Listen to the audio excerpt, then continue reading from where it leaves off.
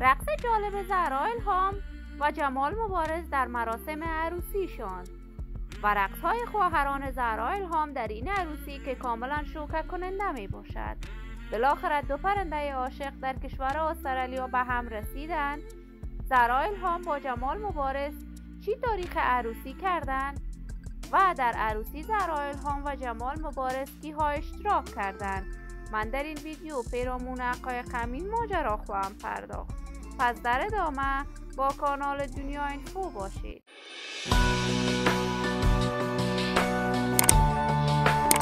سلام، شما را خوش آمدید میگم به یکی دیگر از ویدیوهای جذاب کانال دنیا اینفو.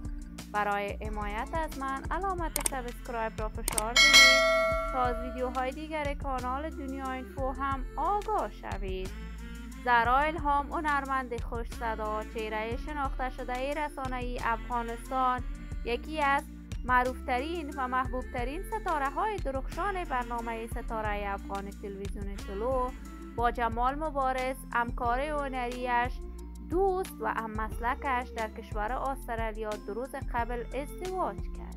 این روزها تصاویر زهرا الهام و جمال مبارز چنان در صفحات مجازی سرخط خبرها شده است که سوژه تمامی یوتیوبران جمال مبارز و زهرا الهام می باشد و یکی پی دیگر خبرهای درباره این زوج موفق و با استعداد هنری افغانستان نشر می شود.